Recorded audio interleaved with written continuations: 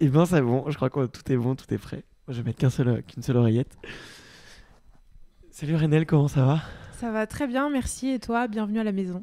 Merci beaucoup pour ton accueil super chaleureux. Ça fait une grosse demi-heure qu'on rigole, qu'on parle un peu de tout de la vie. Je suis très heureux ce matin parce que quand je me suis levé, tu sais, j'ai un petit carnet de gratitude et j'ai noté. Je suis content parce qu'aujourd'hui, je vais rencontrer une fille qui a l'air très heureuse en ce moment et très épanouie.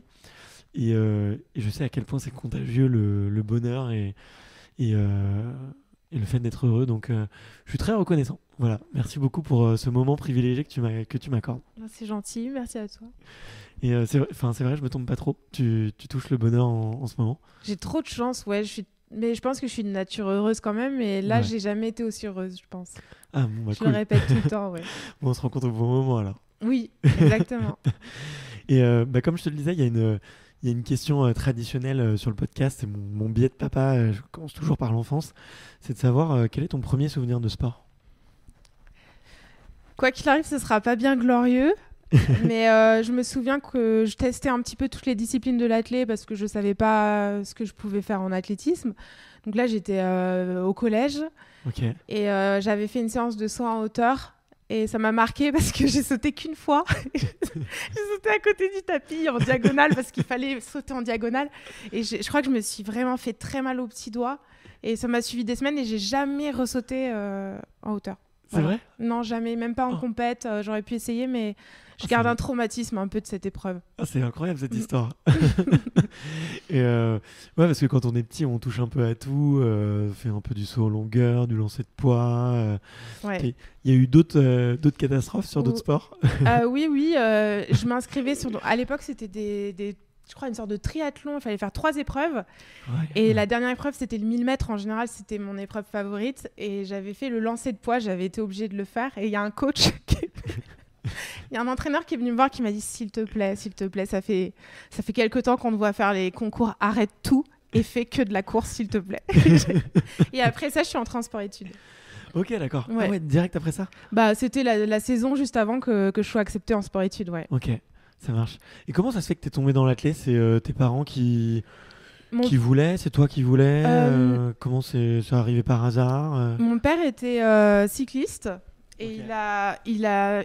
il a failli être pro, mais il a été repéré à l'âge de 26 ans, donc déjà bien trop tard pour être intégré dans une équipe élite. Ouais. Donc ça a été un peu la souffrance de sa vie, je crois. Petite névrose. Ouais, non, mais vraiment. Et quand on était petit, pour mes parents, c'était essentiel de faire du sport. Ouais. Et puis, comme je gagnais ou je faisais souvent des podiums sur les crosses du collège, un jour, on m'a emmené sur. Le prof d'EPS avait insisté pour que j'arrive sur une piste. Ok. Et donc, un jour, mon père m'a emmené sur une piste sans me dire où on allait parce que j'étais un petit peu rebelle, je pense. J'aurais peut-être pas voulu y aller. Ouais, c'est le papa en plus. C'est ça. Et puis, je suis arrivée, je me suis fait des amis et tout est allé super vite, en fait. Ok, ouais. Et ouais, donc bonne ambiance dans le club athlé tout de suite et ça t'a plu, quoi. Bonne ambiance tout de suite. Et en fait, je me suis rendu compte quand même que j'avais quelques qualités en course et j'ai toujours adoré gagner. Ouais. Et puis même ce professeur, il croyait vraiment et très vite, il m'a parlé d'un sport-études avec l'internat. Moi, à l'époque, je partais souvent en colonie de vacances. Ok. Et quand j'ai entendu internat, je me suis dit, oh, pourquoi pas, je connais rien à l'athlé, mais partir de chez mes parents à 14 ans pour aller à l'internat, ça me branchait à fond. Ok. Et c'est comme ça que je me suis retrouvée à faire du sport sans vraiment avoir de projet de très haut niveau. Hein. Vraiment, Ouais. j'étais contente de quitter la maison, d'aller à l'internat, de vivre une expérience hors du commun. Parce que moi, je venais de la campagne, d'une petite campagne, et Ok. j'avais pas forcément de perspective Ok, sur ouais. le plus long terme. Ouais. C'est marrant parce que tu vois, j'ai rencontré beaucoup d'athlètes qui vont dire oui, c'est difficile quand t'es jeune de partir au Krebs ou de partir à l'INSEP, il y a une rupture avec les parents. Souvent en plus, bon, quand on analyse et qu'on fait un peu de psychologie, on se dit en fait c'est peut-être un peu la douleur des parents qui est un peu transposée, tu vois, sur les enfants. Euh, et toi, t'as l'air d'avoir vécu ça super bien, genre nouveau défi, nouvelle vie, trop bien. Bon, peut-être après c'est avec le recul et le biais de... Non, même dans l'instant, je l'avais vécu comme ça. Quand j'ai su qu'il y avait cette opportunité de quitter la maison, j'étais vraiment trop contente de partir. Mes parents étaient très très stricts et on était dans un petit village dans un petit village paumé, donc je voyais pas beaucoup de monde et j'adorais partir en colo pendant les vacances parce que mon père travaillait dans une société où il y avait un super comité d'entreprise. Donc on nous envoyait tout le temps en vacances et c'était les seules fois où je voyais vraiment je rencontrais du monde et j'adorais rencontrer du monde. Donc c'était vraiment c'était super excitant pour moi de partir à l'internat. Bon, ouais, trop cool. Et t'as dit que t'aimais bien gagner. Est-ce que t'aimais bien gagner ou est-ce que t'étais mauvaise perdante ou est-ce que t'étais très compétitrice surtout? Je pense que je suis très très très mauvaise perdante, je déteste perdre, mais j'adore gagner et en fait j'adore gagner après avoir perdu par exemple parce que j'adore vanner, je suis taquine en fait. Ouais. Donc quand j'étais petite, si je perdais, j'étais pas contente, mais une fois que je gagnais après... tu te rattrapais, tu te Je me rattrapais, oui. Ok, d'accord, ouais. Et ouais, pas forcément... Est-ce que tu avais l'esprit de compétition, tu vois? Toujours. Ouais. Surtout dans les domaines où je savais que j'avais quelque chose à faire. Par exemple, en art plastique, il fallait toujours que j'ai la meilleure note de la classe, mais c'était la seule matière où je pouvais l'avoir. Ça, tu dessinais bien? C'est pas que je dessinais bien, mais je prenais ça très au sérieux parce que pour moi, c'était une manière de grappiller des points puisque j'étais pas forcément une très bonne élève. Okay. Et ça me tenait à cœur parce que j'aimais ça, mais je sais pas si j'étais très très bonne en dessin. Non. Tu les as gardés, tes dessins de l'époque? Ils sont chez mes parents, ouais, j'en ai gardé. Ok. Tu les as revus ou... Non, je rentre pas souvent à la maison, mais j'ai pas trop cherché après. Non. Ok. Bon, c'est peut-être un petit truc pour plus tard. Ouais. Tiens, je coupe la caméra, comme ça on sera... C'est horrible, j'ai les mains moites, j'arrête pas de changer de main. Mais c'est pas grave. C'est pas grave, t'inquiète. Mets-toi à l'aise. Hop. On éteint tout ça. Mais ok, trop marrant, je savais pas du tout ça de toi. Et t'as toujours été première au cross du collège, aux premières courses que tu faisais et tout? Non, non. J'ai toujours été sur le podium dans le cross du collège. Et d'ailleurs, moi, je faisais un peu partie des bolos. Enfin, je suis désolée de parler comme ça, mais c'est comme ça qu'on appelait ça à l'école. Ouais. Mais j'étais pas populaire, quoi. Et le cross, c'était le seul moment de l'année où je pouvais un peu avoir un petit moment de popularité. Donc, c'était quelque chose que je prenais très à cœur. Et j'avais fait... Tu voulais être populaire? Non, je voulais pas être populaire, mais je me sentais menacée parfois. Enfin, il fallait pas faire de vagues parce que je sentais que je me sentais différente. Ouais. Mais je voulais pas être victimisée, quoi. Je voulais pas être une victime à l'école, ça c'est sûr. Okay. Et c'était rude, hein, je trouvais. Ouais, c'est violent, hein. C'est violent le collège, ouais. Moi aussi, j'ai eu quelques traumatismes et tout, et je sais que. Je sais pas si je me sentirais enfin si j'en parle très librement, mais ouais, j'ai eu quelques traumas au collège.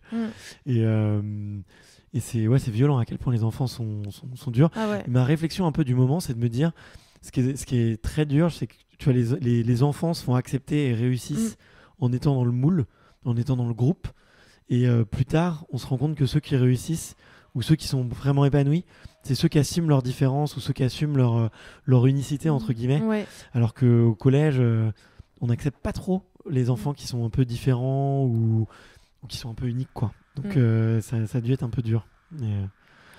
Et tu te fais un peu cette réflexion-là aussi ou... Ouais, mais justement, moi, j'ai compris assez vite que le sport, ça pouvait être quelque chose... Je pouvais être dans cette catégorie-là, ça me rassurait aussi. Parce que si j'avais pas eu ça, je pense que... Bon, j'avais quand même un fort tempérament, mais je pense que ça aurait pu être plus compliqué, quoi. Ok. Et à part le dessin, il y avait aucune autre matière où ça marchait? Non, c'était une case. Franchement, je sauvais les meubles parce que c'était le niveau collège et je travaillais quand même pour avoir une moyenne correcte, mais j'ai jamais fait partie des meilleurs. Et si je relâchais, j'avais des mauvaises notes, quoi. Et c'est quoi, ça te plaisait pas? Je détestais l'école. C'est le format. C'était, je sais que quand j'étais au collège, ça m'arrivait de compter mes années d'études, savoir combien de temps il me restait d'école encore. Okay. Je comptais vraiment, c'était horrible de se réveiller tôt le matin, de savoir que j'allais passer ma journée assise sur une chaise.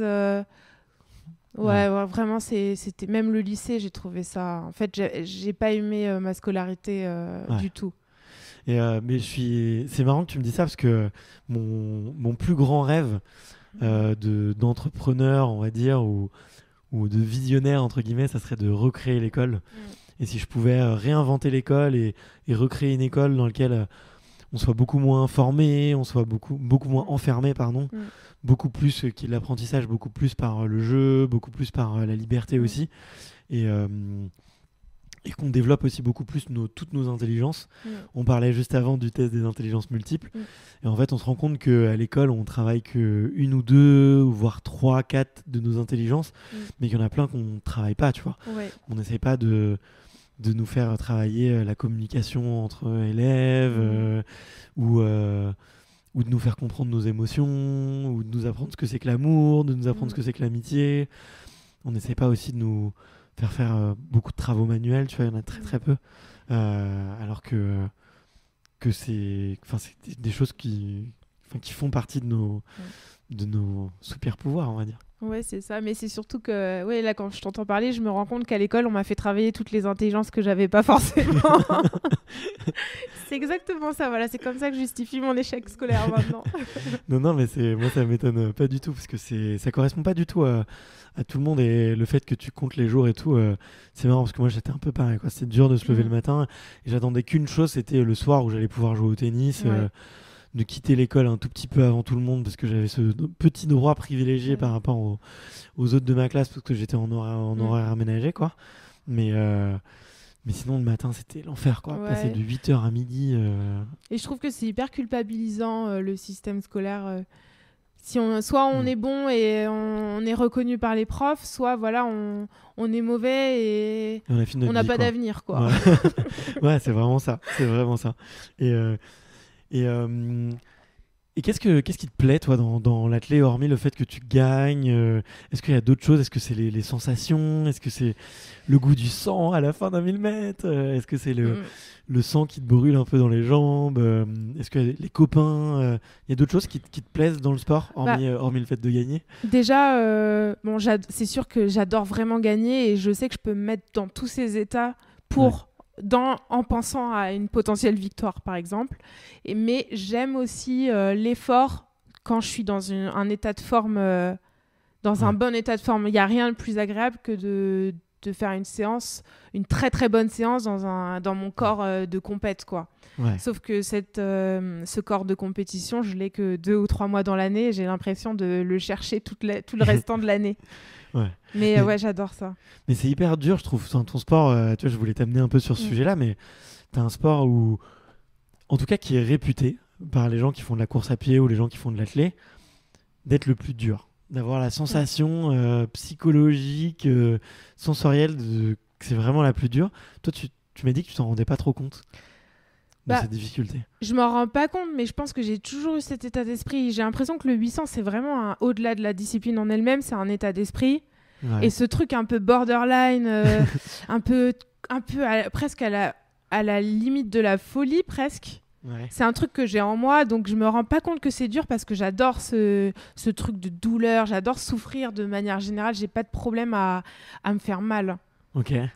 Donc peut-être que pour d'autres personnes qui sont moins dans ce délire-là, dans ce trip, je peux paraître un peu, ça peut paraître extrêmement difficile. Mais je pense que cette douleur, on y prend goût. C'est bizarre de dire ça, mais je sais pas, il y a presque un truc de transe. Il y a une addiction un peu aux émotions que tu ressens. L'adrénaline, je pense. La compète, le stress. Tout joue très vite. Et puis ce truc de tu vas vite, c'est dur, mais ça avance quand même. Et d'aller puiser au plus profond de soi et de son âme, carrément. C'est vrai, hein, je sais pas, ce serait presque... C'est un peu bizarre comme métaphore, mais ce serait presque... Je sais pas, j'ai jamais accouché, mais c'est peut-être un 800 mètres, une dernière ligne droite de 800 mètres. Ça doit ressembler aux dernières minutes d'un accouchement, je pense. Le bébé, c'est le chrono pour l'image. Mais il y a un truc comme ça. Qui vont nous écrire, qui vont nous dire les gars, pas trop. Hein. Non, mais il y a ce truc de créativité aussi. On crée un chrono, on crée une performance dans l'effort et à la fin, ça fait un truc magnifique, il y a une émotion immense. C'est génial, quoi. Et tu penses à tout ça pendant que tu cours? Tu penses à quoi, d'ailleurs Je suis vraiment dans l'instant et ça, je l'ai appris en travail psy. Parce que j'ai déjà eu le problème de penser trop à à tout ce que j'avais à faire avant de passer la ligne d'arrivée. Et ça me mettait une angoisse pas possible. Et du coup, je passais à côté de mes courses. Ok. Donc là, vraiment, je pense pour être compétent, faut penser à l'instant T. Ok. Mais vraiment, hein. Voilà, je suis en train de faire ça, ça va, je fais ci, je fais ça, je pense qu'à ça, je pense à rien d'autre. Quand je pense à autre chose, souvent, ça marche pas. Ok. Mais ça arrive. Ouais, ça peut arriver, ouais, c'est dur d'être dans l'instant. Et t'arrives à te conditionner un peu avant pour te dire, ok,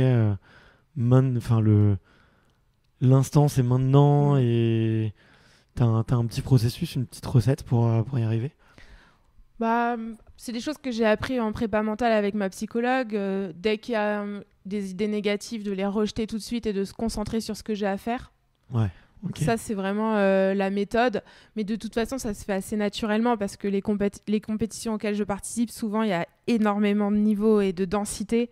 Ouais. Donc, on ne peut pas se permettre de ne pas être dans l'instant parce qu'on sait qu'on va être rattrapé par la réalité, sinon. Ok. De l'instant. Ouais. Et ok, c'est hyper intéressant. Et comment tu peux, tu vois, moi, ce que j'aime beaucoup chez toi et dans ta manière de courir, c'est que, effectivement, tu as parlé d'accouchement. Et on sent que toi, il y a des émotions qui te traversent quand tu cours. Vraiment. Ouais. Autant, il y en a peut-être certains, tu vois, il y a peut-être certains coureurs, certaines coureuses. Alors aussi, c'est peut-être aussi, tu vois, il y a différentes origines, différents faciès, différentes façons d'exprimer la douleur ou quoi. Et je pense que, tu vois, il y a certains visages qui sont moins expressifs. Toi, quand tu cours, ton visage, il laisse transparaître que tu t'arraches, quoi, que tu vas jusqu'au bout. Et il y a vraiment, je sais pas si tu l'as remarqué, mais il y a vraiment un switch. Il y a vraiment un moment où tu changes de visage. Est-ce qu'il y a un switch aussi dans ta tête? D'ailleurs, je mettrai des vidéos de peut-être de... C'est drôle que tu aies remarqué ça parce que mon coach me l'a dit. Et là, on travaille là-dessus sur les expressions de mon visage quand je cours parce que c'est de l'énergie que je perds, que je pourrais mettre pour la performance, du relâchement. C'est ce que mon coach pense. Que si j'étais plus relâchée au niveau de mon visage, ce serait moins de fatigue dans mes bras, par exemple. Et donc, on essaie de retarder. Et je pense que je manque beaucoup de confiance en moi. Et peut-être que c'est le doute qui fait que je me laisse peut-être aller à la douleur et qu'on puisse voir. Parce que je doute, mais en même temps, je me dis non, on y va. Enfin, c'est un peu un... Ouais, tu te bats contre le doute. Je me bats contre moi-même, contre mes doutes et contre l'effort, quoi. C'est intense, quoi. C'est plein de choses qui se mélangent en même temps. Et c'est vrai que tu me demandais si je pensais à quelque chose. Donc, je pense à l'instant T, mais je suis en train de me dire, est-ce que je suis capable de le faire? Oui, c'est possible. Non, c'est pas possible. Enfin, c'est plein d'idées en même temps. Ouais. Le flow vient pas. Par contre, quand le flow est là, ça m'est arrivé pas souvent, mais là, c'est magnifique, quoi. Il n'y a pas ce truc. Et justement, les seules courses où j'ai ressenti ça, il n'y a même pas d'expression faciale. Ok. Sur ton dernier RP, par exemple ou... Ah non, alors là, c'était pas le flow. Non, parce que justement, là, je me demandais, parce que là, tu terminais vraiment... C'était chaud, là. Ouais, on sent que t'as tout donné, quoi. T'as vraiment donné... J'ai mal couru. Et puis d'ailleurs, je l'ai pas montré, mais j'étais extrêmement triste après cette course parce que je savais que j'aurais pu faire beaucoup mieux et que j'ai manqué de confiance en moi. Et donc, je suis passée à côté de l'effort. Donc, je bats mon record, mais je savais que je pouvais me faire mieux que ça. Et ça se retrouve aussi dans mon positionnement dans la course. C'est que tout le monde me dit toujours que je cours à l'extérieur. Mais c'est juste que j'ai beaucoup de mal à m'imposer face à mes adversaires parce que j'ai mis du temps avant d'intégrer que j'avais ma place à ce niveau-là. Ok. Mais ça, c'est pareil, c'est des choses qu'on a vues en travail psy. Là, j'ai l'impression je balance tout ce que j'ai au fond de mon âme. Du fond de mon âme. Mais non, mais merci de ta transparence parce que tu vois, c'est hyper dur d'en parler de tout ça, tu vois. Bon, moi, je pense toujours que quand on a un petit blocage émotionnel ou un petit blocage spirituel à passer, il faut en parler pour le débloquer, en fait. Et que si t'en parles pas, tu peux pas le passer. Tu vois, si tu gardes ce petit doute à l'intérieur de toi et cette petite peur à l'intérieur de toi, je pense que tu peux jamais y arriver. Bon, c'est ma conviction. Oui. Peut-être que je me trompe.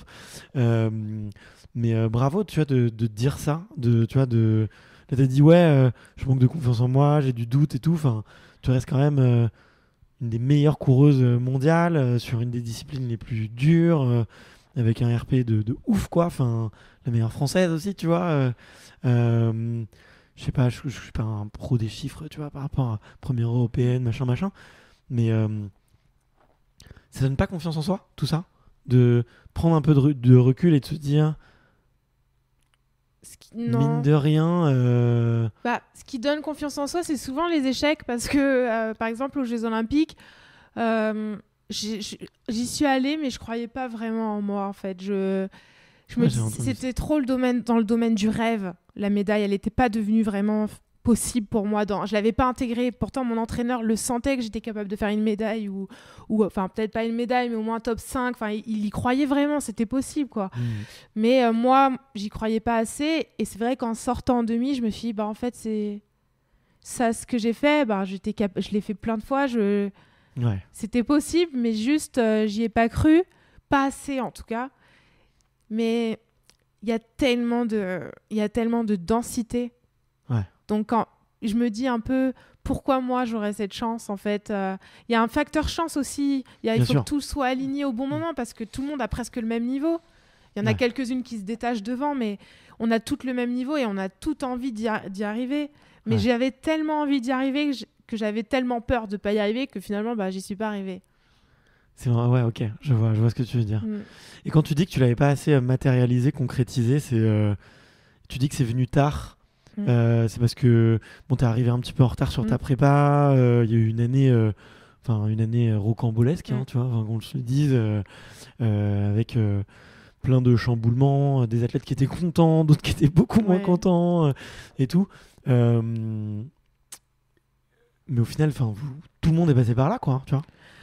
Oui, bien sûr. Après, j'ai toujours ce problème de confiance en soi. Et puis, je me suis entraînée pendant 12 ans à Fontainebleau avec un entraîneur.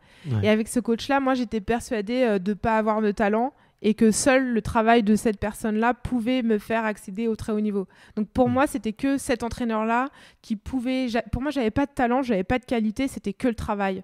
Et quand j'ai changé d'entraîneur, je me suis dit, je vais changer de coach, mais est-ce que j'ai vraiment du talent ? Est-ce que le travail de cet entraîneur sera à la hauteur ? Et ce coach-là, il m'a fait vraiment reprendre confiance en moi. Et il m'a dit, mais si, tu as du talent et on va faire... Enfin, tu as vraiment du talent et on va travailler ensemble. Et donc, je me suis entraînée pendant 1 an en me disant, est-ce que c'est possible ? Est-ce que je vais me qualifier ? Si ça se trouve, ma carrière est terminée. Je me suis aussi réinscrite à la fac en me disant que peut-être que ma carrière était terminée si je ne faisais pas les Jeux Olympiques. Enfin, vraiment, c'était beaucoup de remises en question. Mais le coach avait vraiment confiance en moi et je lui ai fait confiance dans son travail. Et puis, il y a eu cette course-là où je me qualifie pour les Jeux Olympiques. Et donc là, à ce moment-là, ça faisait 2 ans que je n'avais pas fait moins de 2 minutes. Donc, ça faisait 2 ans que je n'avais pas eu le niveau olympique. Et à ce moment-là, c'est là que je me suis dit, waouh, mais en fait, si, j'ai du talent et c'est possible. Et sauf que c'était à 3 mois des Jeux Olympiques. Donc, avant de faire mûrir le truc, de vraiment croire en soi et en son projet, ça a mis trop de temps. Et c'était trop juste avant les Jeux. Ok. J'ai l'impression que tu as beaucoup appris sur ces derniers Jeux et sur cette période où justement, peut-être que tu as été... Enfin, je pense que tu as été super bien accompagné ou que tu as aussi la maturité, tu vois, ça fait grandir. Mais j'ai l'impression que tu en as tiré beaucoup de bonnes choses, tu vois, de ce que... peut-être certains pourraient voir comme un échec, tu vois, pour dire le mot, tu vois. Toi, j'ai l'impression que tu l'as vraiment vécu comme un apprentissage ou comme quelque chose qui t'a fait grandir, tu vois. Et peut-être pas en tant qu'athlète, mais en tant que femme humaine, tu vois. C'est un peu ça ou je me trompe ? Oui, bien sûr, mais après, ça, c'est surtout grâce... Vraiment, ça, je le dois à ma psychologue parce qu'on a fait tellement de chemin ensemble. J'ai l'impression d'être devenue adulte aussi grâce à cette psy. Non, mais parce que vraiment, j'étais... à cause de mon manque de confiance et je pense que j'arrivais pas à m'émanciper, à prendre mes décisions. J'ai rencontré un entraîneur à Fontainebleau qui choisissait beaucoup pour moi et donc de prendre mes décisions. Ça a été vraiment un tournant pour moi de dire non, je veux plus de ça et je veux m'entraîner ailleurs. Rien que ça, c'était une libération pour moi de me dire que je pouvais prendre mes décisions moi-même. Et assumer ses choix quand c'est les siens, c'est plus facile que quand on nous guide ou quand on nous amène à d'autres choses, quoi. Mais en tout cas, bravo d'avoir fait cette transition parce que j'imagine à quel point ça doit être dur, tu vois. Tu disais ça faisait 8 ans que tu travaillais 12 ans.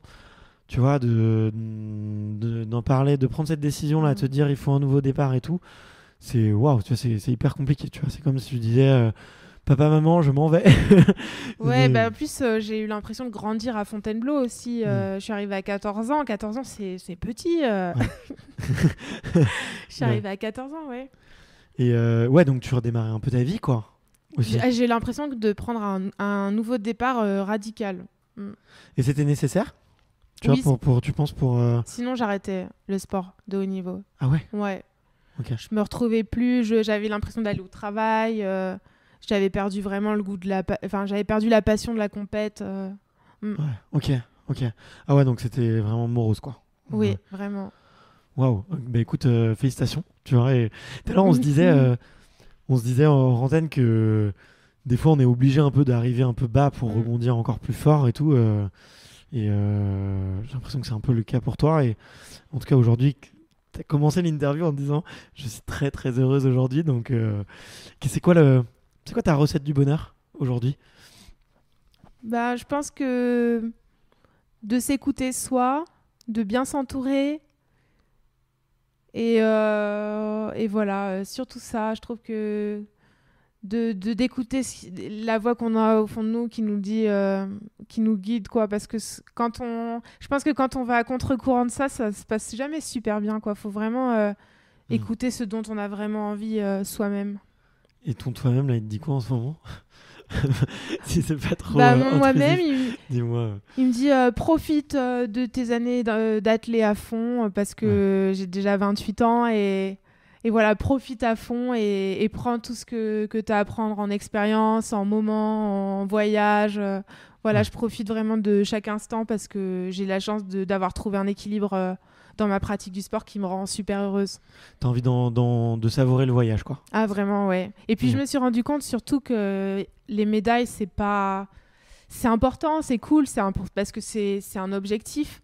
Mais il y a tellement de choses magnifiques sur le chemin et c'est dommage de passer à côté. Ouais. Puis surtout que il y a quand même très peu de médaillés finalement par rapport au nombre de sportifs qui se présentent sur une compétition. Ouais, c'est dingue. Et je trouve ça dommage de tout bâcler, tout le travail qui a été fait juste parce qu'il n'y a pas eu de médaille, alors qu'il y a eu d'autres bons moments. Ouais. Mais c'est pour ça que en plus, je trouve que tu es sur un sport d'autant plus ingrat, c'est que bon, vous avez des meetings, mais grosso modo, vous avez 2-3 grosses échéances par saison. Vous êtes vous êtes 32 au jeu à être sélectionné, je crois même plus, peut-être 40, une quarantaine d'athlètes, je crois. Parce que t'as la finale où vous êtes 8, les demi où vous êtes 16. Non, mais moi c'est 8 à chaque. Oui, voilà, oui. Tu vois, du coup vous êtes 16.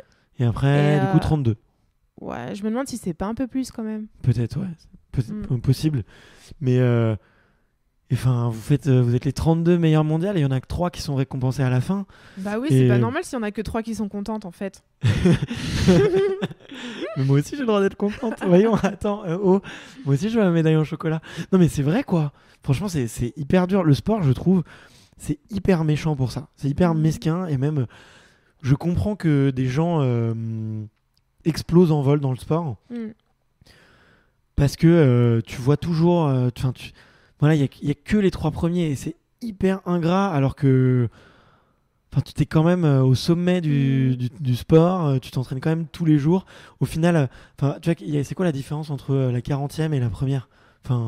Leur entraînement, c'est le même, tu vois, ou leur quotidien, il doit être assez similaire. Peut-être la première, elle a un peu plus de sponsors et un peu plus de vie médiatique, mais sportivement, le programme, il est assez similaire, je pense. Bah, j'imagine que c'est la même douleur au niveau des entraînements, certainement le même investissement.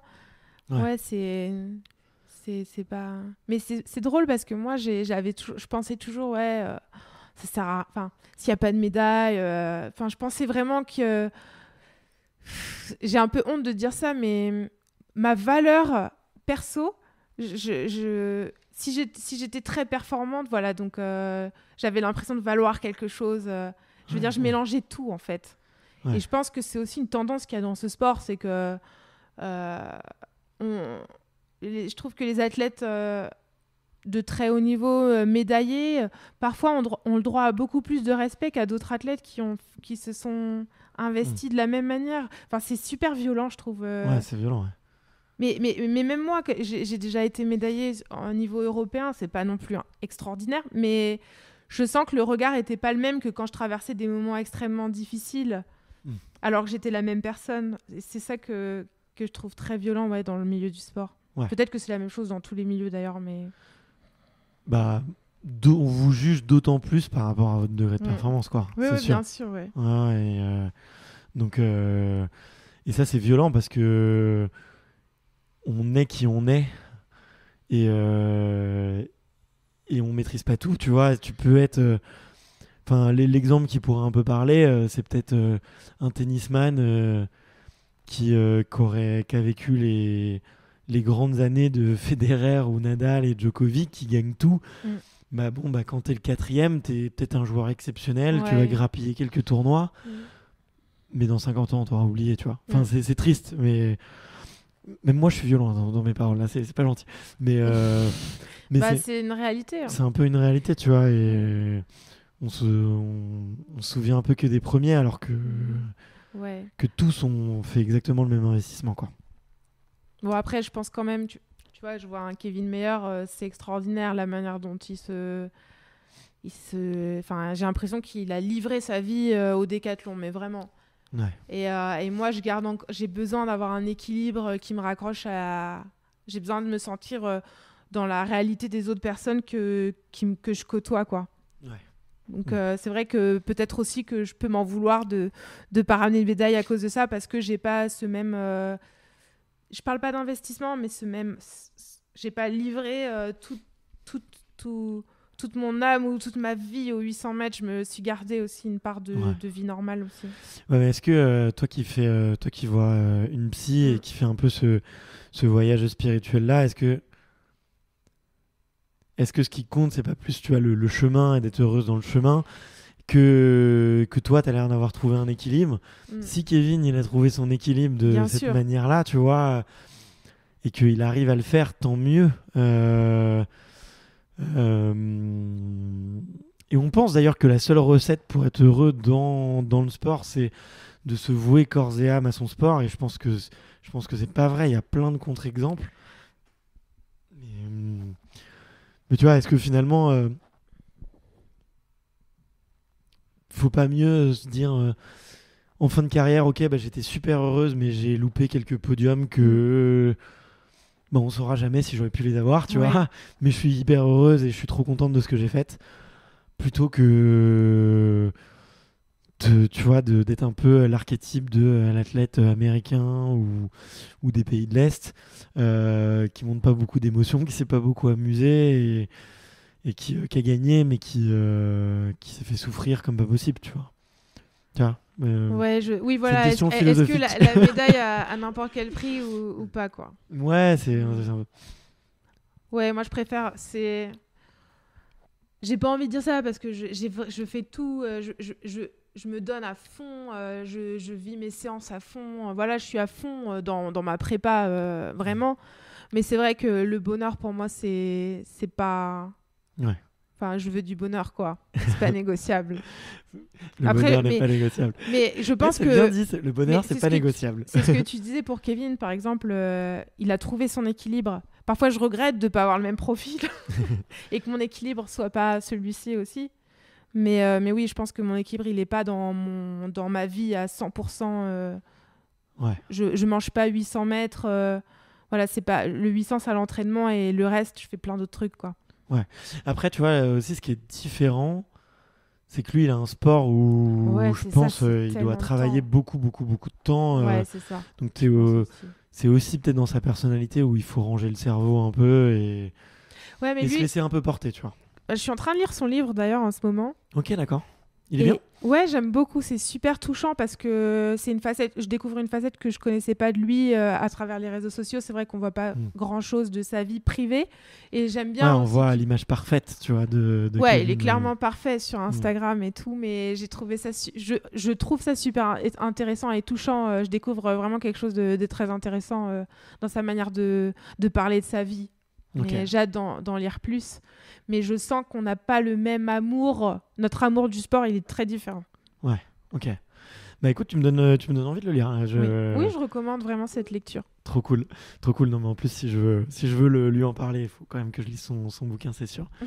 Il y a eu d'autres livres qui t'ont inspiré d'athlètes ou d'ailleurs pas d'athlètes? J'ai lu le livre de Marie-Josée Pérec aussi. Ok. Et je me retrouve beaucoup plus dans le profil de Marie-Jo, même si, bon, je suis à des années-lumière de son niveau de performance. Et oui, c'est quelqu'un qui aimait vivre, assez fêtarde finalement, qui aime rigoler. J'ai bien aimé, ouais. Et même la manière dont Très indépendante aussi, peut-être un peu comme toi. Ouais, et puis j'ai bien aimé aussi sa manière de parler de son projet sportif. Elle avait l'impression enfin, dans son livre, elle dit qu'elle avait une sorte de voix, enfin une vocation, quoi. Elle savait qu'elle allait faire des médailles. Elle, par contre, elle savait vraiment, et elle l'a vraiment fait. Mais elle avait une voix qui, je veux dire, c'était son destin. Ça revient souvent dans le livre. Elle dit que c'était son destin, quoi. Ouais. Bah, du coup, quand c'est comme ça, c'est un peu plus facile quand même. Ouais. Ouais, je sais pas, mais. Mais elle avait. C'est ça aussi qui la rend un peu fascinante, ouais, c'est à la fois cette indépendance et de vouloir faire ce qu'elle a envie, et même une veille des Jeux, si elle a envie de bouffer une pizza, elle le faisait, et puis voilà quoi. Donc, ouais, je trouve que cette liberté, ça m'a aussi rassurée de me dire que même les grandes championnes comme Marie-Josée Pérec aimaient vivre, quoi, faire la fête en dehors. Ouais. Et garder, en tout cas, parce que je pense que Kevin, je l'ai déjà croisé en soirée. C'est vrai que je reviens sur Kevin parce que je pense à ça. Mais elle, oui, elle a gardé. Elle a trouvé cet équilibre-là dans la perf que je trouvais intéressant. Ouais. Ouais, puis là. Ouais. Mais du coup, Kevin sort. ça lui arrive. Maintenant, je pense que quand je suis entrée en équipe de France, je l'ai déjà croisé en boîte de nuit. Hein. Mais depuis sa médaille olympique, je ne l'ai plus jamais recroisé en soirée, non. Ok, ah ouais. Non, je pense qu'il y a eu, je sais pas, il faut que je lise dans le livre, mais je pense qu'il y a eu peut-être un switch. Un switch, je sais pas, mais ça a toujours été un grand champion, mais c'est vrai que sur les soirées de clôture des événements, on le voyait, quoi. Et maintenant, non même pas au jeu Non, mais avec le Covid, là, à Tokyo, vous avez rien eu, ouais. Oui, avec le Covid, je sais pas s'il a fêté sa médaille à Tokyo. Moi, j'y étais pas. C'était bizarre ces jeux, non? Moi, ça m'a. C'était bizarre, mais comme moi, je suis un peu gênée face à la foule, je suis vite intimidée et tout. Le fait qu'il n'y ait pas de public, ça avait été génial pour moi. Okay. Rassurant, en fait. Et puis, d'être... C'est vrai, tu préférais? C'est pas cool pour les personnes qui risquent de se déplacer à Paris pour venir me voir courir, mais c'est vrai que je suis plus à l'aise dans un stade vide. Ouais. Je ressens moins la pression des spectateurs, je me sens... Ouais. Ok. Mais je suis hyper émotive, donc en fait, par exemple, quand je cours en France, c'est hyper... pour moi, c'est stressant parce que je sais que les gens me connaissent un petit peu en France, dans les stades. Du coup, je me mets encore plus de pression pour bien faire et je sens leur émotion, donc c'est particulier. Ouais, t'es une éponge un peu émotionnelle. Ah ouais, clairement. Du coup, je préfère courir à l'étranger où je sais que les gens n'en ont rien à faire de moi. C'est plus facile. Mais c'est marrant, tu vois, je reviens à Lia que j'ai pu rencontrer il y a pas longtemps, et elle, tu vois, elle a ce truc où elle est très... elle entend tout ce qui se passe, tu vois. Si là, dans la pièce, s'il y avait des gens qui parlaient dans la rue, là, elle les entendrait et ça la déconcentrerait vraiment énormément. Et du coup, dans le sport, c'est un truc où elle me dit, heureusement qu'elle a besoin en fait d'être à 100%, que pendant quelques secondes, parce que sinon, c'est hyper dur en fait de toute cette phase un peu médiatique que vous avez, parce que vous, il y a une mise en scène, vous rentrez... Vous vous mettez à votre place, il y a la caméra qui passe, on dit votre nom, il y a l'arbitre qui juge. Enfin, tu vois, c'est tout un cérémonial quand même qui dure un peu, tu vois, qui fait monter un peu la pression, qui doit être dur à gérer, tu vois, à ce moment-là. Ouais, c'est horrible. C'est horrible. Parfois, j'ai envie de pleurer sur la ligne de départ, ouais. Ah, c'est dur, quoi. Ouais, mais en même temps, j'aime ça avec le recul quand j'y repense, mais... C'est une pression que... En tout cas, moi, je suis anxieuse, donc c'est une pression énorme. Mais je sais qu'à Monaco, j'avais couru et j'ai vu les gens m'encourager et crier « Réré, allez Réré, t'es la meilleure, tu vas y arriver !» En plus, le départ mettait du temps à se mettre en place. Moi, j'étais sur ma ligne de départ. Dans ma course, il y avait les meilleures mondiales. Et je sais pas, c'est... j'ai envie de faire plaisir à tout le monde, j'ai envie de faire une belle course, il y a toutes les émotions qui remontent et j'avais presque envie de pleurer, quoi. Vas-y. Et si on pouvait parler, tu vois, on est dans 2 ans et demi. Il y a tout le stade. Si on peut leur envoyer un petit message ou un petit truc pour que tu sois dans les conditions idéales, qu'est-ce que tu leur dirais? Bah, je leur dirais, c'est votre Héré qui vous parle. Soyez avec moi, je vous en supplie. Je vous aime, on s'aime, on a que de l'amour, go, go, go. Pas de stress. Non, pas de stress. Bah, là, il y aura du stress, c'est sûr. Je pourrais pas contrôler, mais ce sera sûr et certain. Tu penses pas que t'es sur la bonne voie pour réussir justement à kiffer cet instant?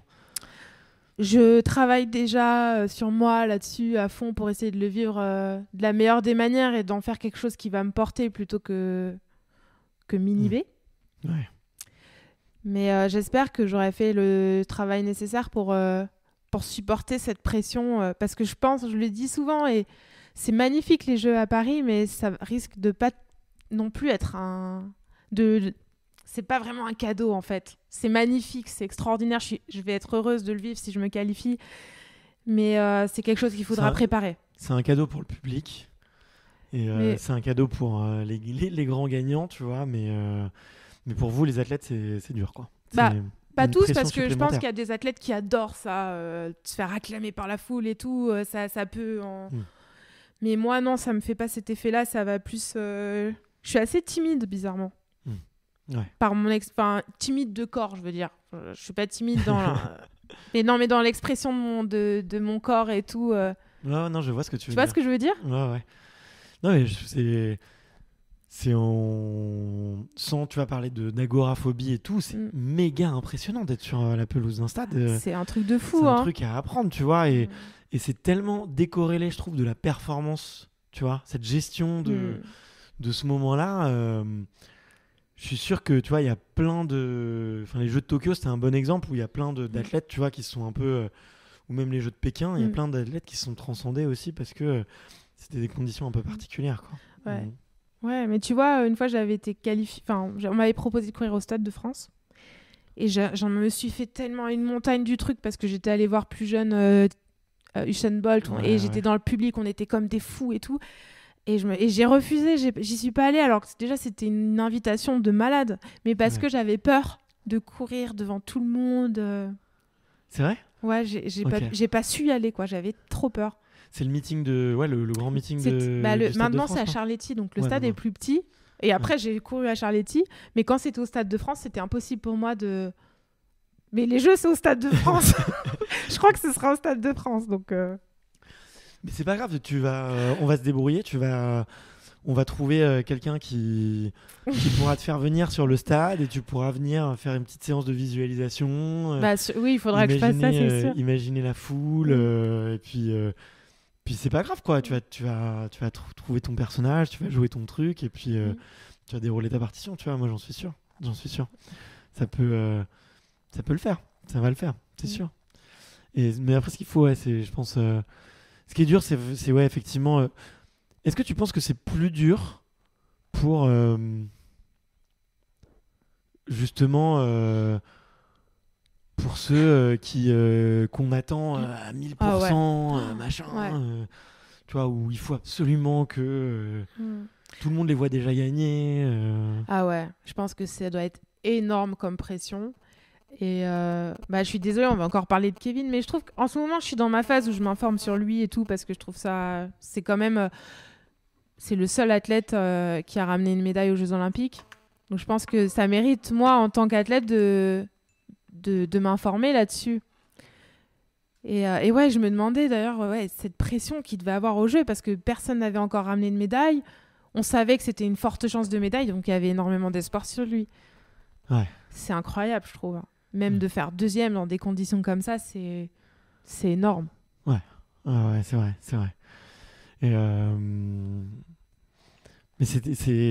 mais du coup, ça vous met pas dans une situation hyper confortable pour Paris, mais c'est sûr que ça va être cool. C'est une belle fête, au moins. Oui. On viendra à la soirée de clôture, si tu veux. Ah ouais, trop bien, on va faire la fête. Et j'ai entendu dire qu'il y avait des karaokés chez les coureurs de 8, alors carrément. Pierre, si tu nous entends, il y a un rendez-vous au karaoké qui est déjà prévu. Je viendrai. Pierre m'a lancé un défi d'ailleurs, il veut que je me lance dans les imitations, moi. Ok. On a fait un concours d'imitation pendant qu'on enregistrait le podcast. J'ai été très nul comparé à lui. Donc je suis en train de m'entraîner à faire des imitations de Jacques Chirac, de Didier Deschamps. Donc il y aura ça en teasing du karaoké. Et, toi, comment est-ce que tu lâches la pression? Pierre, il chante, mais Comment? comment est-ce que tu lâches la pression? Je pense que je la lâche jamais, malheureusement. Je suis une anxieuse, quoi. Donc, je la lâche jamais, elle fait partie de moi. J'essaie juste de la gérer pour pas qu'elle me mange, quoi. Ok. Les gens qui doivent m'écouter, ils doivent se dire, mais en fait, c'est un petit haricot, cette fille. Mais non, mais t'es humaine, quoi. T'es humaine, on a tous nos trucs, quoi. On a vraiment tous nos traumatismes, nos névroses, nos petits combats internes. La seule différence, c'est que toi, t'en parles, tu vois. Mais sinon, on a tous ça, en vrai. Moi, j'ai exactement les mêmes. Je te le disais juste avant, là, de cette obsession de la performance, de rechercher ce qui m'aligne, de rechercher ce qui me rend heureux. Tu vois, c'est juste, toi, t'as fait cet effort-là. Et il y a des gens qui le font plus tard dans leur vie et des gens qui le font jamais, quoi. Et je pense d'ailleurs que c'est pour ça que beaucoup d'athlètes écrivent des bouquins. C'est quand même un peu pour se faire des séances de psy un peu rattrapées, tu vois, Ouais, ou un peu pas après trop. coup de rentrer un peu dans cette introspection, de se dire bon, est-ce que je me regarderai pas un peu en arrière tout ce que j'ai fait, quoi. T'as pas demandé à Kevin d'ailleurs pourquoi est-ce qu'il avait écrit ce livre ou... Non, Je suis pas curieux. du tout. Je lui poserai la question. Non, je lui ai pas demandé, mais c'est vrai que je lui avais dit que j'avais acheté son livre et que j'étais contente de voir ce qu'il y mettait dans... Enfin voilà, j'ai vraiment senti qu'il se livrait et je lui avais dit que je trouvais ça génial, quoi. Ok, cool. Tu voudrais écrire un livre, toi? Non, mais déjà, je me Pourtant, sens même pas légitime. Non, mais je te vois bien l'écrire toi-même. Tu vois, là où beaucoup se font accompagner par un journaliste ou quelqu'un, toi, je te vois bien l'écrire toi-même. Bah, si un jour j'écrivais, c'est sûr que j'essaierais de l'écrire moi-même, mais vraiment, je considère que je suis un grain de semoule par rapport à, enfin, dans l'histoire de mon sport, quoi. Enfin, pour moi, pour écrire un livre, je me sens pas du tout légitime, quoi. Vraiment. Ok. Donc c'est plutôt un... Ok. C'est un souci de légitimité. Bah oui, pourquoi moi j'écrirais un livre alors que j'ai même pas marqué l'histoire de mon sport? Je trouve que c'est un peu c'est prétentieux. De ma part, ce serait prétentieux de prétendre d'arriver, salut, voilà, je vous ai écrit mon histoire. Ouais, je mais sais attends, pas. t'es pas obligé de marquer l'histoire de ton sport pour écrire un livre. Oui, Enfin, il y a bien plein sûr. de gens qui te suivent, qui aiment bien qui tu es et qui te voient que à travers le prisme, tu vois, d'Instagram ou d'une émission de télé ou d'une course et qui donnerait, qui serait très curieux de savoir un peu ce qu'il y a derrière, tu vois. Oui, alors ce serait plus un journal intime plus qu'une biographie alors, hein, mais Pourquoi pas, ouais. ouais, mais non, mais vraiment je- déjà j'aimerais vraiment faire quelque chose de très très bien dans ma carrière sportivement.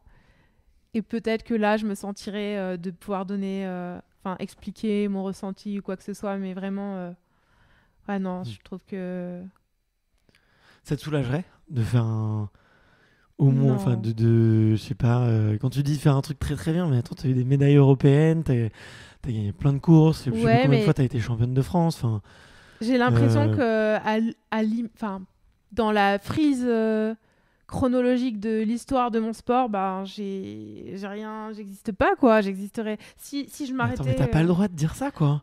Bah, j'ai vraiment, Y pour a pas moi, que y a pas que les légendes aussi, tu vois, ou... En tout cas, tu bah, marques ta génération. tu lirais le livre d'un athlète. J'ai lu plein de bouquins d'inconnus, ouais. Après, je lis beaucoup, tu vois, Ouais, ouais. mais ouais.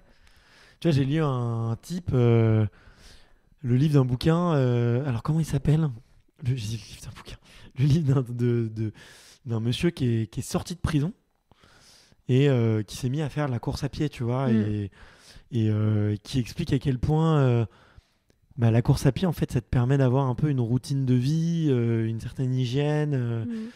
Et j'ai adoré, quoi. Ouais. Faut que je retrouve le nom Ouais, du mais tu livre. vois, le mec, il a fait de la prison, il a un parcours extraordinaire, tu vois. Tout le monde a des excuses. Ouais. Mais à la limite, tu vois, tu pourrais trouver un autre angle. Euh, The Journey to Happiness, tu vois, par exemple. Moi, Est-ce que quand tu regardes Kevin, je sais pas, mais il y a plein d'autres athlètes, tu peux les regarder, tu peux te dire, ils ont pas l'air hyper heureux, tu vois, ou Ah oui. non, ça te parle pas. Bah non, parce que je trouve que dans mon sport, les gens sont pas particulièrement expressifs. Ouais. Enfin, ils expriment pas trop leur émotion, je trouve. C'est pas... Sauf quand ils ont gagné, bien sûr. Mais quand ils perdent, j'ai jamais vu vraiment un athlète s'effondrer. Je sais pas, peut-être. Si, peut-être quand même. Ouais, je sais pas. Ouais, on les voit juste sur la piste à ce moment où ils ont le pic d'adrénaline et puis après ça redevient des gens un peu moins expressifs. Mais non, mais je vois ce que tu veux dire. Mais tu vois, c'est aussi pour ça que t'es un peu, je trouve, une ovni dans ta discipline et que tu vois que t'es vraiment différente et que c'est ce qui plaît, tu vois, aussi aux gens qui te suivent. C'est ce côté que t'es pas comme justement ces personnes-là, pas très expressives, tu vois. Mais et ça, je trouve qu'il y a une belle histoire à raconter. Alors, faut trouver un titre, faut trouver un angle. Bon, ce qui Tout me part rassure, du c'est que titre. j'ai au moins un lecteur. Mais moi, je lis beaucoup, donc forcément, si t'écris un livre, je le lirai, quoi. Je te dis pas, en tout cas, il terminera dans ma bibliothèque, c'est sûr, et je le lirai dès que j'ai le temps, et je te ferai un retour. Maintenant qu'on s'est rencontrés, je le lirai, c'est sûr. Euh, Est-ce que euh, qu'est-ce que tu fais, ouais, c'est quoi tes activités en dehors de la course à pied? Tu m'as dit que tu étais quelqu'un de très curieuse, que tu aimais toucher à tout, faire plein d'autres choses. Qu'est-ce que tu fais à côté que les gens savent pas forcément Bah, je crois que les gens savent tout parce que je Tu parles partage beaucoup, beaucoup. ouais. Mais là, je me suis réinscrite à la fac et ça me prend énormément de temps. Et tellement de temps que je peux plus trop dessiner. J'adore coudre. J'adore faire En fait, j'adore faire tout ce qui est créatif, tout ce qui est manuel, toutes ces choses-là. J'aime beaucoup. Donc là, tout mon temps, maintenant, il est consacré à mes révisions. ça Super. fait très Et j'adore étonnant. voir du monde aussi. Par contre, ça, je maintiens mes sorties à l'extérieur parce que ça, c'est important. Ouais, ça Vraiment. sent que t'aimes bien connecter avec les connect to people, quoi, de connecter un peu avec les gens. Et ça manque pas d'ailleurs un peu la partie créative dans le sport. Il y a beaucoup de répétitions, beaucoup de chiffres, de stats. Du coup, pour le coup, c'est une intelligence que tu nourris très peu, quoi, je trouve. Bah, je sais pas parce que on peut être créatif dans l'entraînement. Par exemple, j'ai un souvenir de stage où Pierre Ambroise, il était là et il fait son fartlek. Et je lui dis, mais Pierre, t'as pas de montre. Ouais. Elle est où ta montre? Il me dit, mais j'ai pas besoin de montre, moi. Et je trouve que ça, c'est de la créativité parce que, je sais pas, il faut être quand même créatif pour se dire, je vais faire mon fartlek, je vais déconnecter des allures et je vais faire mon truc. Ouais. Donc, tu vois, il y a un peu de créativité quand même de se dire, je vais vivre ma séance comme ça et je vais en faire quelque chose d'intéressant pour mon travail. Enfin, je trouve ça... Ouais. Ah non, mais bien sûr, tu peux Donc, il y a de la toujours créativité mettre quand de la même. créativité, Ouais. mais c'est pas le premier truc qui est nourri, quoi. C'est ça que je veux dire. Ouais, mais je sais pas, je suis pas hyper d'accord avec ça parce que je suis pas du tout sur les chronos. Enfin, moi, je veux mon chrono sur une séance test, mais je vais pas prendre mes statistiques. Tu vois, j'ai une montre, si j'ai pas le kilomètre-heure, c'est pas grave. Hmm. Tu vois, je vais pas mettre mes données. Plein d'abonnés m'écrivent en me disant, ouais, tu t'es sur Strava, tu peux m'envoyer ton Strava. Je sais même pas ce que c'est que Strava. J'ai jamais eu Strava, je sais vraiment pas ce que c'est. J'imagine que c'est une application. Ouais, c'est une application pour les Voilà. coureurs à pied où t'enregistres tes séances, quoi. Ouais, donc je suis pas du tout dans ce truc-là. Je suis vachement dans le ressenti, les émotions que je ressens à l'entraînement, toutes ces choses-là. Ouais. Plus que sur la stat pure, quoi. Ok. Et non, mais je te challengeais sur la partie créativité, mais c'est sûr que tu peux en mettre, tu vois, ou même sur Tu vois, je pense à Usain Bolt, je trouve que c'était créatif d'avoir un peu sa danse. Je pense à... zut, j'ai oublié son nom, mais cette coureuse qui avait des cheveux de toutes les couleurs, avec bon, c'est très corporel, très physique, un peu narcissique, mais qui avait du vernis à ongles avec le drapeau des États-Unis. Je trouvais ça aussi une part d'expression culturelle et d'expression sociale qui était assez cool. Il y a plein d'autres choses, tu vois. Tu peux aller voir une marque et leur dire est-ce qu'on peut co-créer des chaussures ensemble ou... C'est sûr que si tu parles de créativité dans ce sens-là, on peut penser que je suis pas du tout... C'est vrai que je suis plus créative en dehors du sport dans ce cas-là, si c'est comme ça que tu perçois la créativité dans ce milieu. Mais toi, tu le nourris. Enfin, ce que je veux dire, c'est que toi, t'es allé la chercher ailleurs. Mais le truc, c'est qu'on est dans une culture en France où c'est mal vu, tu vois, je pense, hein, c'est l'impression que j'ai de se mettre en avant, en France, hein, de se mettre en avant, de mettre des couleurs dans tous les cheveux, de mettre du rouge à lèvres. J'aurais l'impression que j'aurais pas le droit. J'aurais pas le droit à l'erreur de me mettre comme ça, de me présenter comme ça sur une course. Donc, c'est drôle parce que le seul endroit où je suis extrêmement sérieuse, finalement, c'est quand on me voit à la télé et c'est même pas... je me reconnais même pas quand je regarde une course de moi. Je me dis, wow, c'est qui Je suis pas du tout comme ça dans ma vie du quotidien. Ok. Même à l'entraînement, je suis pas quelqu'un d'extrêmement sage. Et je trouve que c'est l'image que je renvoie à la télé. Enfin, j'ai l'impression, en tout cas. Bah, c'est l'image qu'on vous demande de renvoyer, quoi. On vous demande d'être parfait le jour J, Alors, il faut avoir beaucoup l'esprit de la gang, mais il faut être humble. Il faut être très souriant, mais il faut être sage. Il faut être fair-play, mais il faut quand même avoir du mental et avoir envie de gagner. Tu vois, il y a beaucoup de contradictions sur ce qu'on vous demande. Et effectivement, en France encore plus, tu vois, notamment sur l'humilité. Tu vois, moi, c'est un gros truc. Je trouve... vraiment, ça me saoule, tu vois, quand on reproche à des athlètes de se la péter ou d'être un peu trop exubérant. Ouais, mais enfin, si ça marche, si ça leur plaît, si c'est comme ça et tout, ouais, ça peut impressionner les autres, ça peut être désagréable à vivre pour les compétiteurs. Il y a certains publics, certains adversaires qui peuvent ne pas bien le prendre. J'en parlais avec Jimmy Vico, tu vois, qui me racontait être dans la chambre d'appel avec...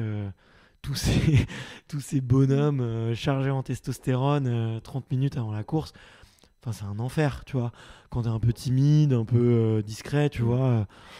Mais si tu regardes les athlètes français qui passent à la télé, finalement, on est presque les plus sobres, je trouve. Bah ouais. Tu vois, Jimmy Vico, il aurait pu faire des petites danses avec ses muscles comme on en voit souvent à la télévision. Et je trouve que c'est très sobre à chaque fois. Ouais, sur le 100 mètres, c'est le plus sage. Ouais, bien sûr. C'est le plus sage. Et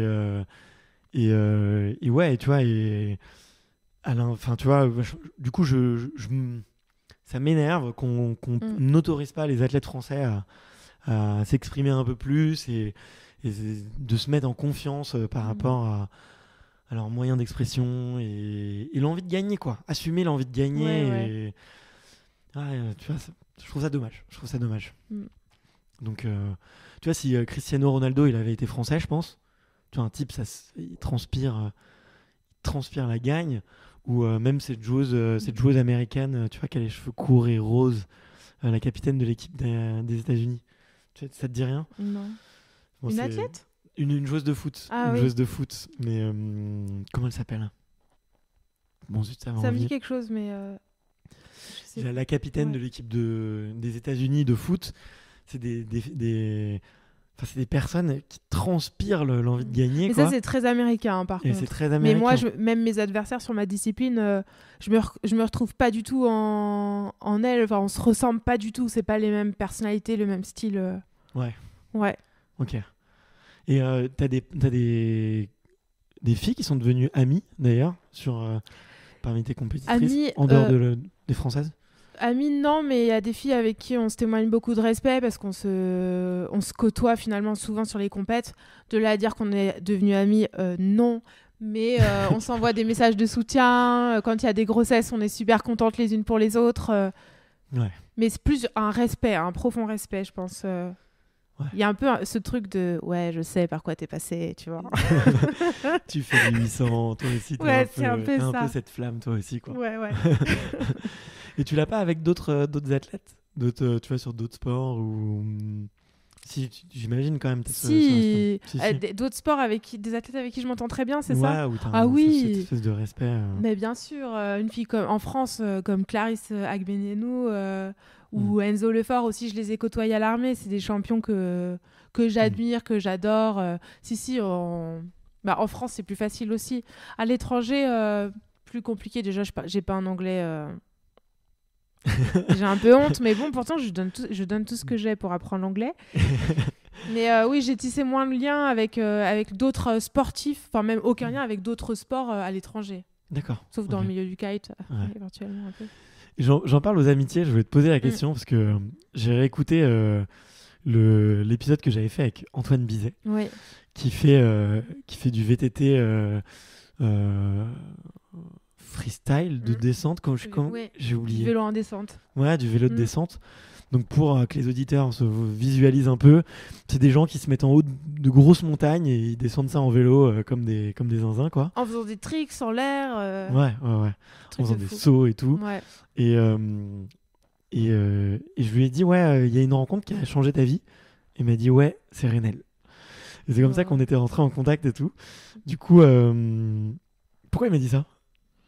Bah parce que je pense que, je sais pas, je pense qu'on s'est rencontrés. Dans un contexte particulier. Voilà, on était tous les deux blessés. Lui, gravement en plus. Lui, grosse blessure à la cheville. Ouais, parce qu'il s'éclatait. C'est un sport très dangereux, quoi. Il s'abîme tout le temps, quoi. Ah ouais, vraiment. Et puis moi, j'étais vraiment au fond du trou psychologiquement. Et 3e déchirure au solaire. Ça faisait plus d'1 an que je faisais pas de compète. Donc j'avais un peu l'impression que tout le monde m'avait oublié. Mais moi, je croyais encore en mon truc. Enfin bref, j'ai rencontré Antoine. Coup de foudre amical, vraiment gros coup de cœur. Vraiment, c'était hyper intense en amitié, quoi. C'était génial. Et surtout, il m'a apporté aussi... On s'est apporté mutuellement parce qu'il a vu, je pense, qu'une athlète pouvait avoir ce truc un peu freestyle qu'il a. Et moi, j'ai vu qu'il y avait aussi beaucoup de rigueur dans les sports extrêmes, quand même. Ouais. Mais qu'on pouvait faire du très haut niveau en ayant une âme ouverte à tout ce qui se passe à l'extérieur. Chose que je trouvais qui n'était pas très présente dans mon sport. Je trouvais que c'était trop fermé et je me retrouvais pas forcément avec... je me sentais pas toujours dans mon univers en étant avec des gens de mon milieu, en fait. Ouais, donc là, tu as rencontré un garçon qui est aussi curieux que toi et a envie autant d'explorer le monde que toi, quoi. Ouais, vraiment, c'était génial. Finalement, j'étais déprimée d'aller au CERS et ça avait été trop, trop cool, quoi. Ok. Écoute, trop cool. Et toi, est-ce qu'il y a des rencontres qui t'ont changé la vie? Ouais, bien sûr. Il y en a eu plein. Bon, dans le sport, tu veux dire, la question, ça va être ça? Ça peut être tout. On peut parler d'amitié, d'amour, de spiritualité, J'imagine que toi, t'en as plein. J'ai fait plein de rencontres différentes. Et déjà... Ma question est mal posée. Je suis désolé. Je te pose la question, mais ma question est mal posée. Je suis désolé. Pourquoi? Moi, je trouve pas. De dire, est-ce qu'il y a une rencontre qui t'a changé la vie alors que... Il y en a plein. Tout le monde, enfin, on est une somme de rencontres. Ouais. Donc... Mais ça m'embête un peu de dire ça parce que j'en parle tellement et on va penser que c'est mon gourou alors que pas du tout. Mais déjà, ma psy, elle a été incroyable. C'est marrant parce que tu as parlé de psy et de préparatrice mentale en même temps. Elle fait les deux, elle fait tout en fait. Enfin, elle est compétente pour ça, elle est diplômée et tout. Mais du coup, on travaille la prépa mentale, mais elle va on a surtout travaillé sur moi et sur mon bien-être dans ma vie perso parce qu'elle part du principe que pour courir vite, il faut être bien, avoir des bases, des fondations solides. La prépa mentale, c'est des outils après pour peaufiner tout. Enfin, c'est des détails d'organisation, des choses comme ça, mais c'est pas du travail vraiment du travail profond en fait. La prépa mentale. Ouais, ok. Donc c'est super de pouvoir faire prépa mentale et travail psy. Elle bosse avec d'autres athlètes? Ah oui, plein. Ok, d'accord. Trop cool. Bah, tu me diras son nom en off, je suis toujours curieux. Elle a écrit un livre aussi, elle s'appelle Myriam Salmi. Ah, bah, attends, je note. Mais son elle nom. a travaillé avec Teddy Riner, il s'en cache pas du tout, hein, ça passe à la télé. Mais ce qui est marrant, alors attends, parce que tu me dis ça, parce que c'est vrai que tu as dit, les gens, lui, il en parle très très ouvertement, toi, t'en parles très très ouvertement. Est-ce qu'il n'y a pas un truc avec cette dame que je dois absolument rencontrer? Parce que Mais c'est une machine de guerre. C'est tout le monde. Elle est incroyable. Bon, bah voilà, ok. Voilà. Elle est compétente, mais c'est fou. Enfin, moi, je suis arrivée à reculons. Hein. Vraiment, le premier rendez-vous. C'est vrai. Ouais, moi, j'avais ce discours. Je disais, les grands champions, ils naissent comme ça. On n'a pas besoin de voir les psys. Les psys, ça sert à rien. Mais vraiment, j'étais dans le cliché complet. T'as bien changé. Hein. Ouais, clairement. Et je voulais pas aller voir de psy. Et mon ancien coach m'avait dit, tu reviens pas au stade tant que tu vois pas quelqu'un. Ah ouais. Ouais, okay. C'était comme ça. Donc, j'ai dit au moins, ils t'ont ramené vers ça, quoi. Ouais, carrément. Et donc, moi, j'avais dit, ok, mais je veux voir la meilleure, quoi. Dans le milieu du sport, je veux voir quelqu'un qui en jette, quoi. Et du coup, ok. Ouais, c'est bizarre. Pardon, je suis désolée. Ça va ? Non, t'inquiète, très bien. Ouais, et du coup, ça a changé ma perception du travail psy, et je me suis rendu compte que j'en avais besoin, en fait. Ouais. Je croyais que j'étais une dure à cuire, mais pas du tout. Ouais, elle n'est pas si dure à cuire. Non. Super fragile. Mais ok. Non, mais c'est trop cool, tu vois, vraiment merci d'en parler librement parce que, tu vois, moi, je le dis assez ouvertement, mais je vais voir une psy depuis que je dois avoir 10 ou 8 ans. Bon, ça a changé, j'ai changé de personne, j'ai déménagé, j'ai arrêté, j'ai repris. Et les gens me prennent un peu pour un zinzin à cause de ça, tu vois. Notamment, tu vois, quand t'es ado, tu vois, tiens, pourquoi vendredi, à la sortie des cours, tu viens pas faire un foot avec nous ? Ah, bah, je vous rejoins après ma psy, tu vois, ça fait un peu bizarre. Ouais. Et moi, je l'ai toujours bien vécu. Et en fait, j'ai l'impression que c'est un truc, notamment quand tu vas bien, il faut le faire, justement, pour entretenir ces choses qui font que tu vas bien et le faire durer. Et je pense que... Enfin, moi, je suis intimement convaincu que tout le monde devrait faire un peu ce travail-là et que ça permet de changer la vie. Et c'est cool que tu... Enfin, merci en tout cas d'en parler d'un point de vue positif de ça a changé ma vie, quoi. Genre, c'est une rencontre... Mais c'est vrai que pour quelqu'un qui est complètement hermétique à ça, il doit se dire ok, donc la fille est complètement déséquilibrée. Mais c'est vrai que j'ai pu optimiser vraiment ma performance grâce au travail psy. Et j'avance beaucoup plus vite dans tout ce que je fais, puisque je me connais mieux aussi. C'est trop intéressant, c'est hyper intéressant. Ouais, c'est hyper intéressant. C'est ça. D'apprendre à se connaître, c'est passionnant. Écoute, trop cool. En tout cas, merci. Je me permettrai de contacter Myriam pour savoir un petit peu ses secrets et comment est-ce qu'elle travaille. Puis ça m'intéresse un peu aussi. Je suis curieux de...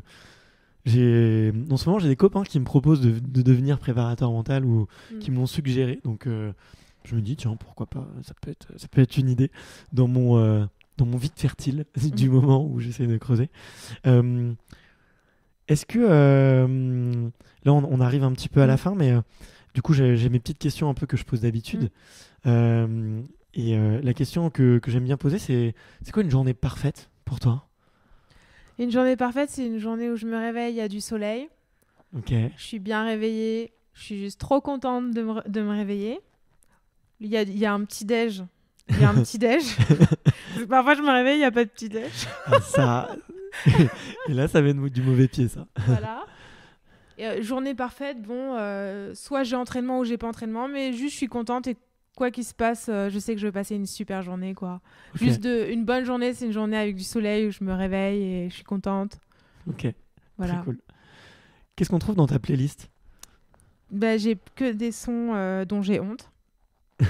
J'ai un truc à te dire après, je t'avoue. Ok. Spoiler alerte. Mais j'ai vachement d'électro, années 2000, tu vois, les trucs, mais vraiment dont je peux pas être fière. Alors attends, FL65. Ah mais non, mais là c'est un peu trop stylé en fait. J'ai plus du Ocean Drive et tout, je sais pas si tu vois. Ah je vois très bien, du Gala. Ouais, okay. Mais Gala ça devient cool, tu vois. Ouais c'est vrai, c'était un peu populaire. Mais maintenant quand tu le réécoutes, tu te dis, il y a le souvenir mais il y a un petit côté un peu ridicule, tu vois. Ouais c'est sûr. Ouais. Ok, trop cool. Et on trouve toi... Alors, attends, je te fais ma petite confidence. Tu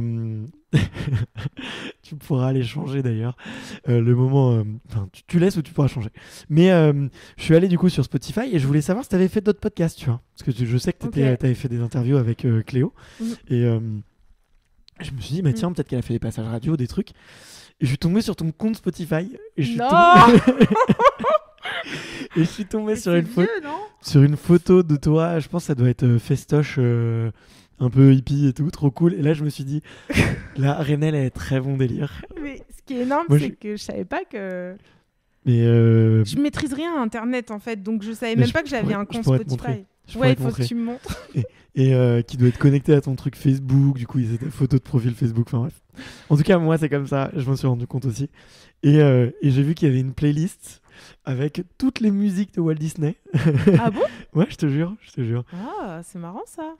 Et je te le montre juste après. Ouais, Je te le faudrait montre que tu me montres. Donc je me suis dit, ah, trop marrant. Et en plus, ça s'appelait Bonne Nuit. Et ça m'a fait mourir de rire parce que j'ai exactement la même playlist pour mon fils, parce que c'est ce que je lui fais écouter pour qu'il s'endorme. Est-ce que c'est celle avec les chansons sur Pocahontas, là, c'est ça? Ouais, exactement. C'est trop drôle parce que jamais je pensais que quelqu'un allait tomber là-dessus. C'était complètement hasard Ouais. bienveillant, tu vois. donc ouais, je me permets de te le dire. On pourra couper ce petit passage si tu le veux, ou je te file un petit coup de main pour modifier ton compte Spotify et ta petite playlist. Qu'est-ce qu'on trouve récemment sur ton Netflix? Alors, comme je fais des études en psychologie, j'avais regardé une série qui s'appelait Babies sur Ok. le développement des bébés. En fait, ça reprenait tous mes cours et j'ai regardé ça après mes examens. C'est dommage parce que j'aurais pu avoir une bien meilleure note. Zut. Zut. Donc là, il y a la petite confession de j'ai eu une très mauvaise note. Et ouais, ça va, j'ai eu 10. Ok. Mais le problème, c'est que j'ai eu un 0. Donc, en fait, c'est pas très... Voilà. Et je regarde aussi... En fait, j'aimerais vraiment apprendre à parler anglais. Ok. Du coup, Du coup, tu regardes beaucoup de Netflix. je regarde Netflix et je regarde une série qui s'appelle Love is Blind. Ok. C'est ça une parle de quoi? télé-réalité. Et je mets sous-titres en anglais.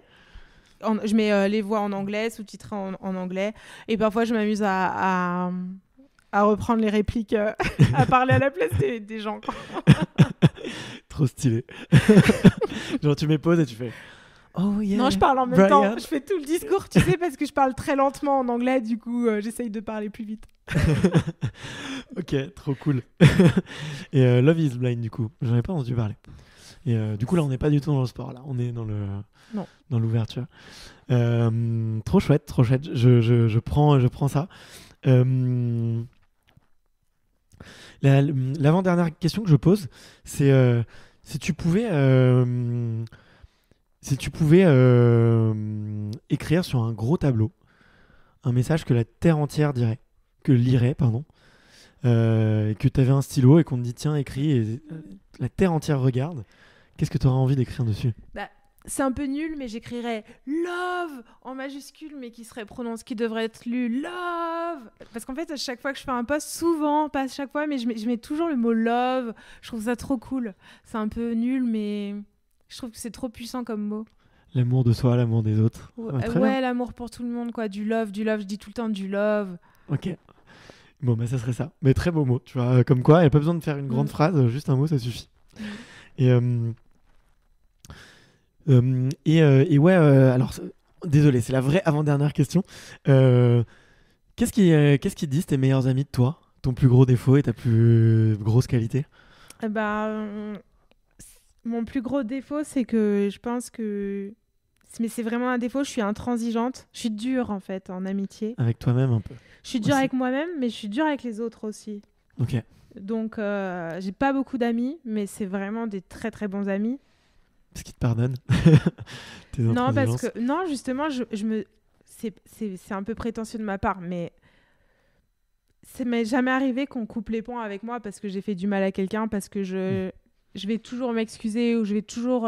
quand je sens que j'ai fait du mal, j'ai besoin de m'excuser ou de parler.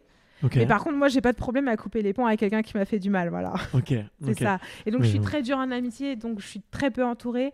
Mais mon entourage, c'est de la bienveillance extrême, quoi. Ok. Bon, ça se ressent. Et la dernière question que je pose, c'est... alors, pour la petite histoire, tu sais, j'ai toujours voulu respecter la parité absolue parmi les invités. Et ces derniers mois, je me suis un peu relâché. J'ai eu un peu trop de garçons. Et je me suis rendu compte qu'en fait, quand je demandais une recommandation d'invité, et ben, souvent les hommes recommandaient des hommes et souvent les femmes recommandaient des hommes aussi. Donc du coup, je vais te demander non pas une recommandation, mais deux.